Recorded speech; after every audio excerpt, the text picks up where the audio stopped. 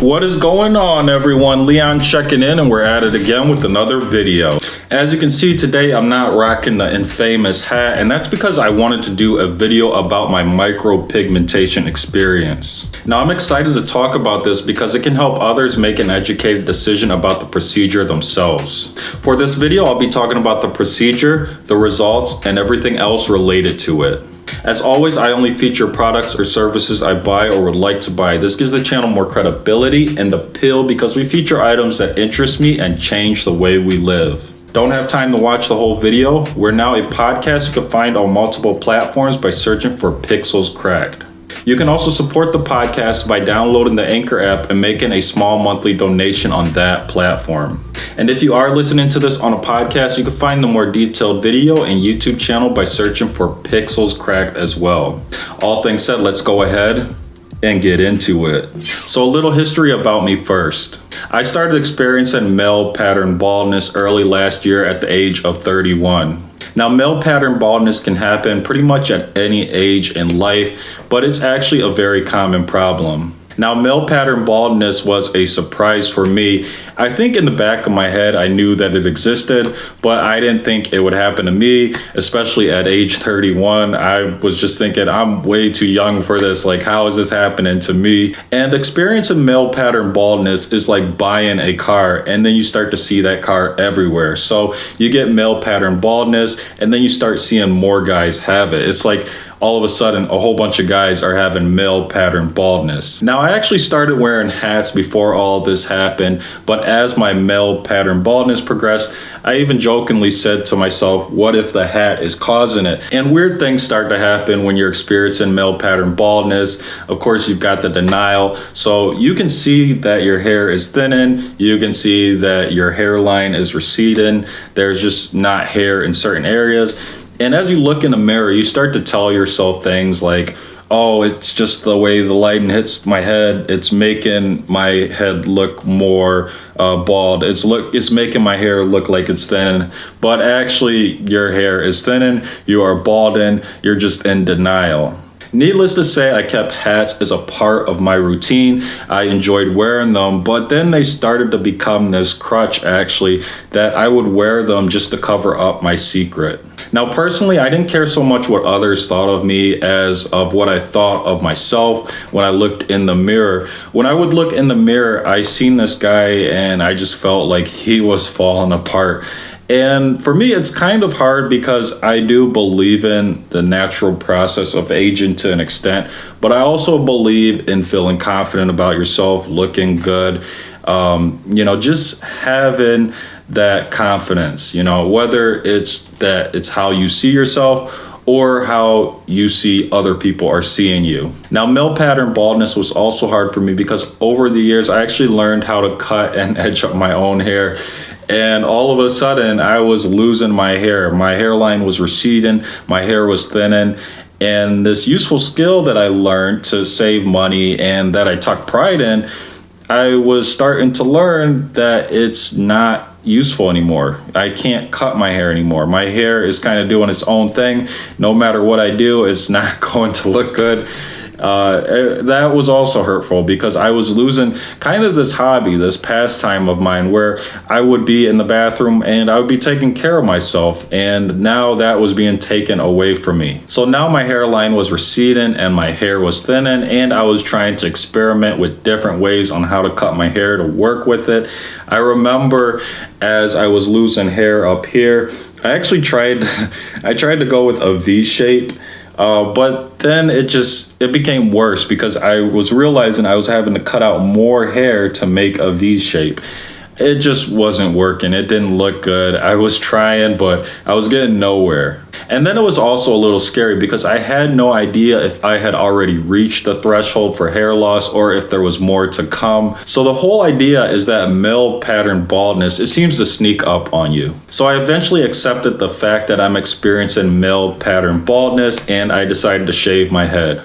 Now, I'm a very logical person, so my logic was that if I was going to go bald in some areas, I might as well shave my whole head. That way I'm bald everywhere. It makes sense, right? You would, if something is starting to go, you would just get rid of all of it. However, I wasn't happy with the results. The problem with shaving is, yes, you do shave the hair and it ends up being cut really short. It's like mowing grass. So your hair is cut really short to the scalp, but the hair is still there. It's still in the little pores that it grows out of. So as for me, you could still see where my hairline was because it was still gray because the hair was still there.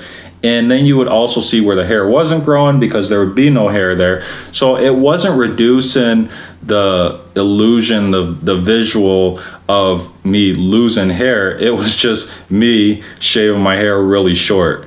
Now, if you've been following the channel for some time, you might also know that I am a minimalist in certain things.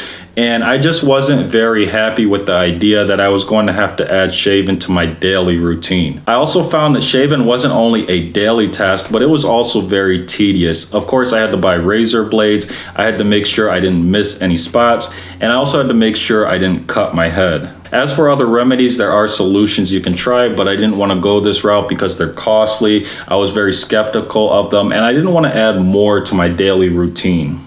That being said, the tedious process of shaving my head is arguably the #1 factor that pushed me towards micropigmentation. I also became less skeptical of the procedure as I did more research and seen more results, and this just seemed to be the more logical solution for me. All these points being considered, micropigmentation is a costly investment up front and is semi-permanent at minimum. Now, I did ask for an opinion from a friend on this procedure, and it was pretty much what I expected. They said something along the lines of, you're going to get your head tattooed.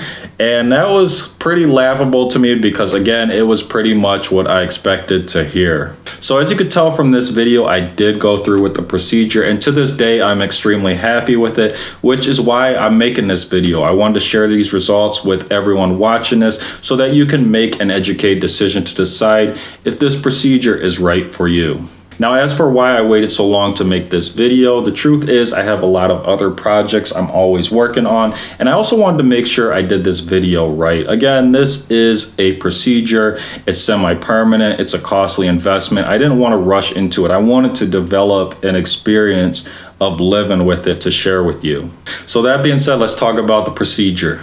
First, you meet with someone who's knowledgeable and experienced. They go over what you can expect and how much the procedure will cost. Now, cost itself can vary on your amount of male pattern baldness and the professional you go to. As for myself, I paid about $2,000 for my procedure, which included 3 sessions. The first thing I had to decide is where I wanted my hairline to be. Now, this was actually really exciting because I didn't know where I wanted it. And I actually had a good artist. He gave me his opinion. And I think that's important because if you have an artist who gives you their opinion, they also have the experience of doing this many times on people. So they're going to know what looks good and what looks good for you in comparison to those other people. It's also best to lean more on the side of caution. Now, you can always do less procedure and you can add more, but if you go ahead and you put your hairline all the way down here, there's no going back. So you want someone who's going to also know there's limits, that you should go a little bit at a time. And if you're getting multiple sessions, there shouldn't be a problem with that. Once everything was decided, I had my hairline drawn on me with a marker.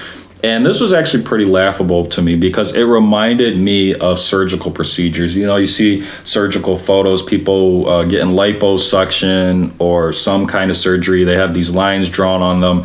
And this was happening to me. And, you know, I have a pretty active lifestyle. I'm in good shape. I try to be healthy. So I never seen any of this happening to me.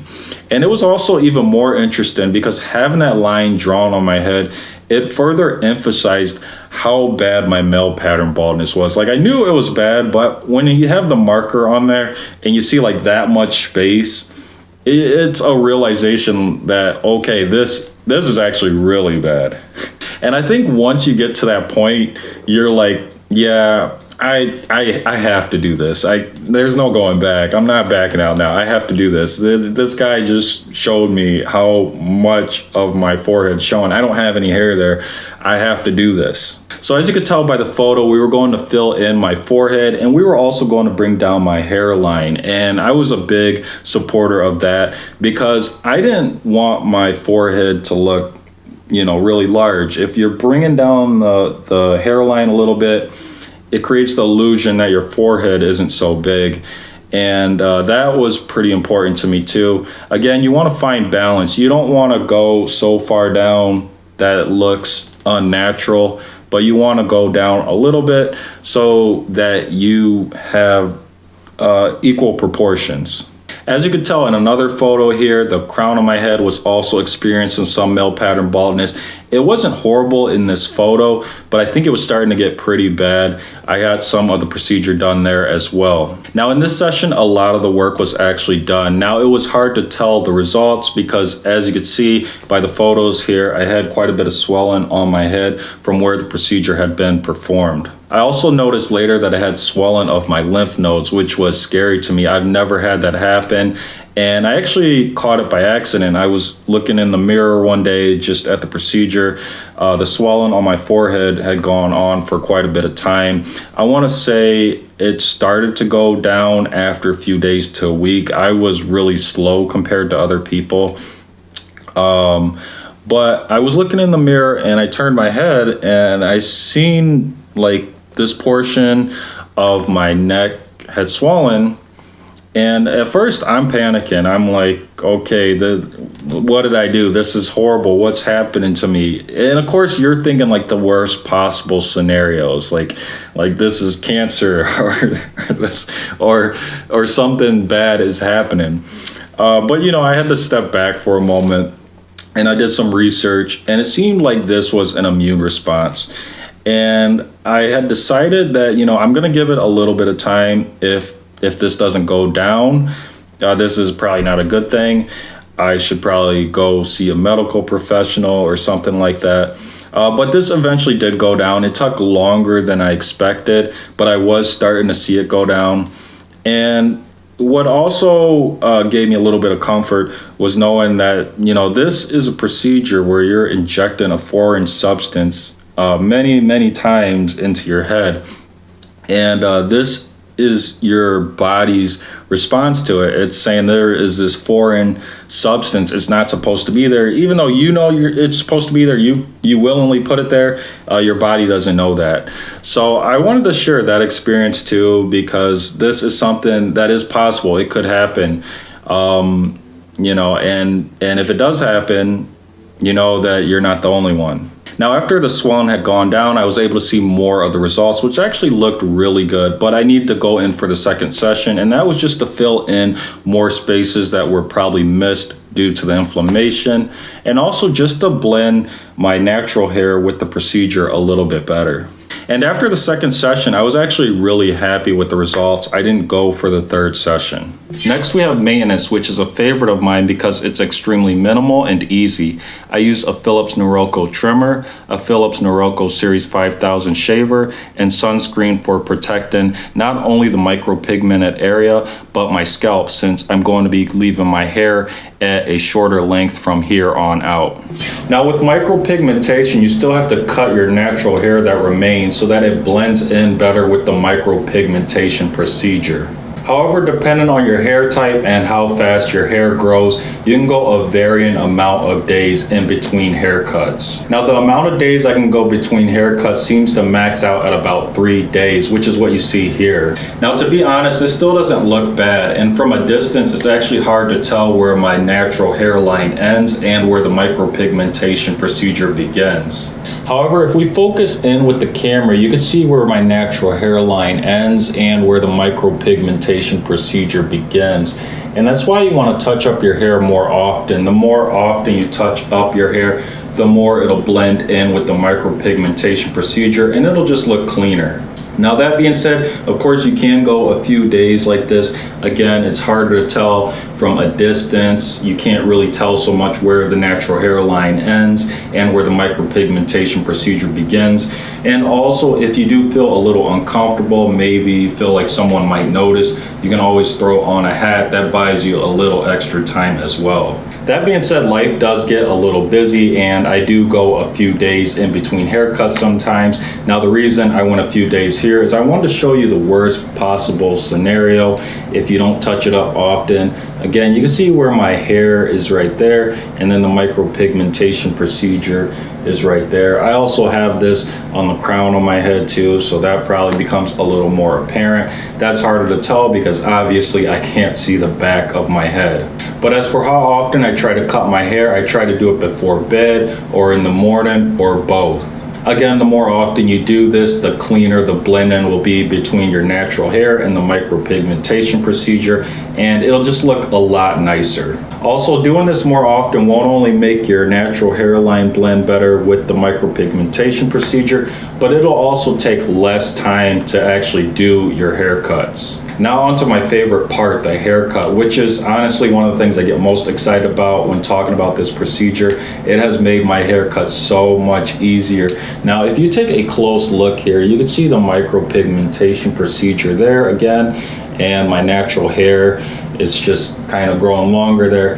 Now, the micropigmentation procedure, they actually brought my hairline down a little bit. You want to have a balance. You don't want to go so low because then it won't look natural. So they did add a little bit more of a lower hairline to me so that my forehead doesn't look so big because I had a receding hairline. But the nice thing about this is that I never have to edge this up. It's always edged up. You know, from a distance, it looks really good. I never have to play with it. It's always perfect. Even if I go a few days, my hair doesn't grow here. So it always looks edged up. Even from a distance, looks edged up, looks really nice. That is the very exciting part. You know, you might have to touch up the sides here depending on how much work you do or don't get done. But that is generally pretty easy as well. So the main point here is I don't have to do a lot of edging up, which saves time, and I don't have to worry if I made this line straight.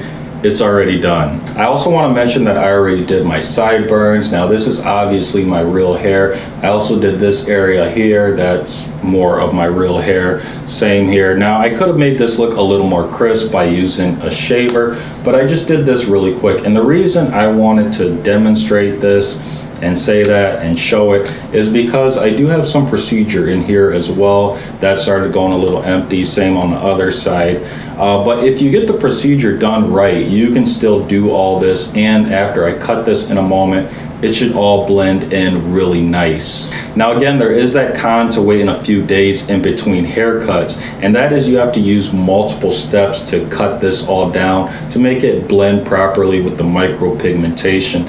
So normally if I touch this up every day, I only have to use a shaver. Now because I waited a few days, I have to use the shaver after I use the trimmer. So I gotta use the trimmer first. I gotta cut all this shorter, especially this area here. It doesn't really work too well with a shaver. A lot of times, even if I touch this up every day, I still have to use a trimmer on this area. Now, before I get started, I also recommend not using a razor. Shaver and a trimmer, they're obviously very effective. They're cleaner. You won't cut your head. And they don't cut extremely low, which means that your micropigmentation procedure, you're going to reduce the chances of ruining it. I don't know if cutting your skin might actually damage the procedure, but it's just something to think about. So I'm going to go ahead and cut my hair here. You're going to see how easy it's going to be. Now, this is the worst case scenario. Again, we waited a few days, so it's going to take me a little bit longer than normal, but I just want to demonstrate how easy it is. And I'm occasionally going to run this in a multiplied speed so that this doesn't take as long, and then we'll go ahead and show the results. So the first tool I'll be using here is a Philips Norelco trimmer. Now this does have a shaver option on it, but I'm going to use a different machine for the shaver. It's also a Philips branded device. But again, we're going to use the trimmer first because all of this is really long, so I'm going to get to work on that.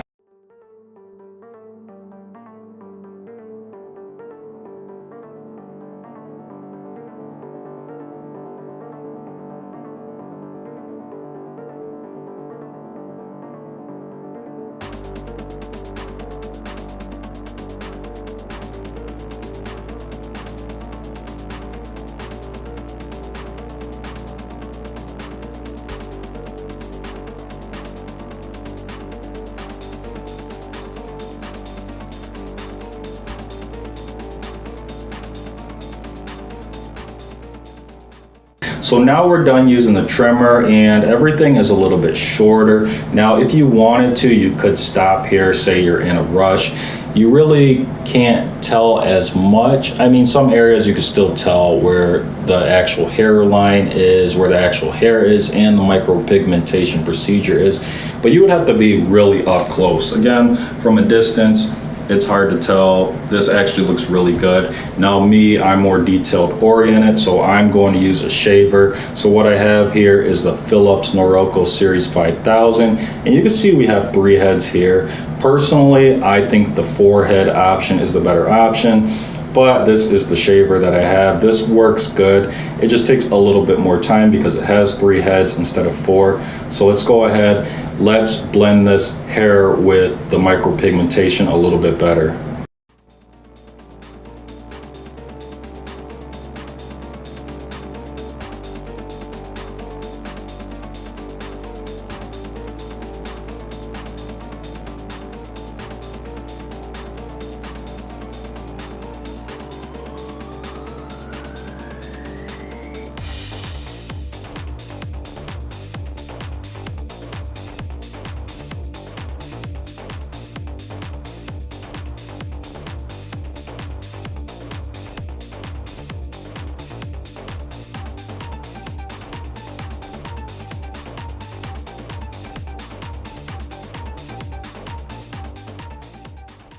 Now, of course, this is all a little red here, but this is nice and smooth.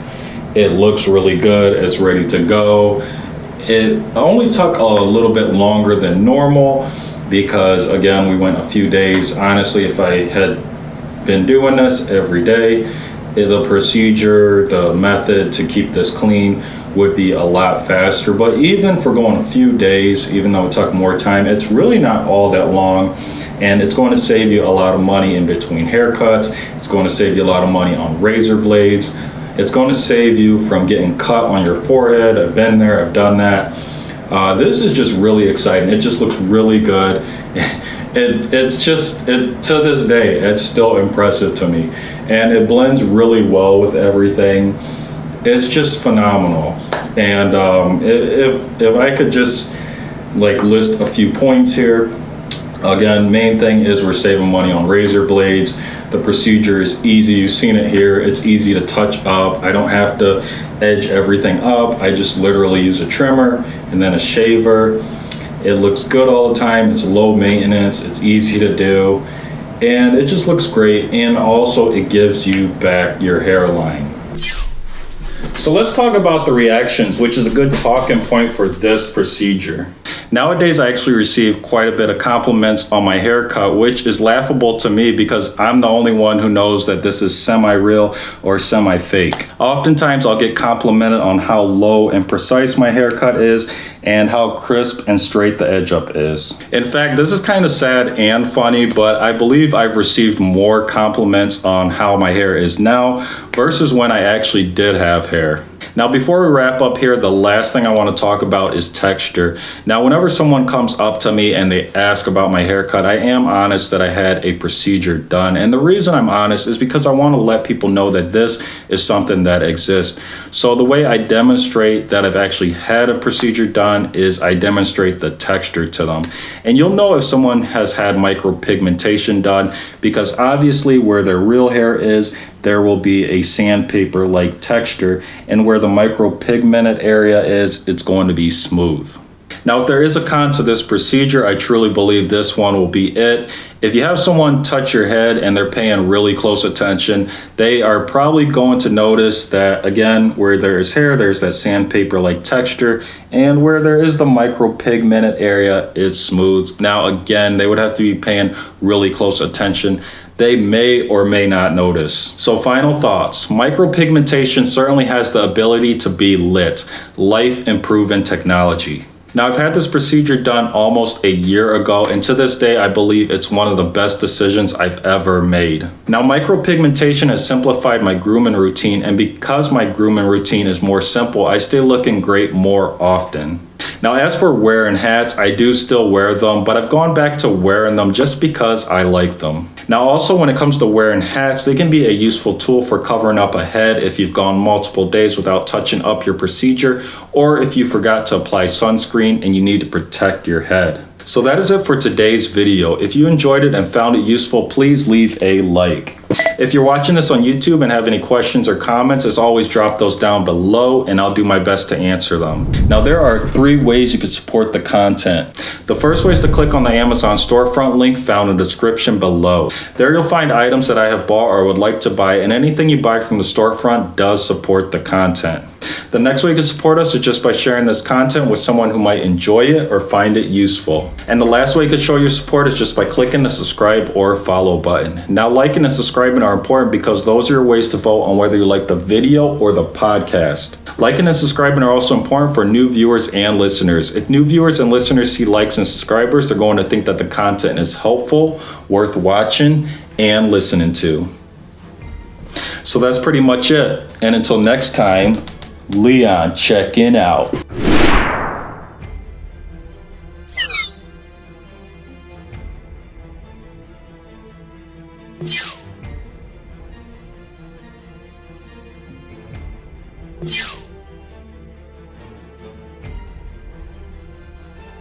You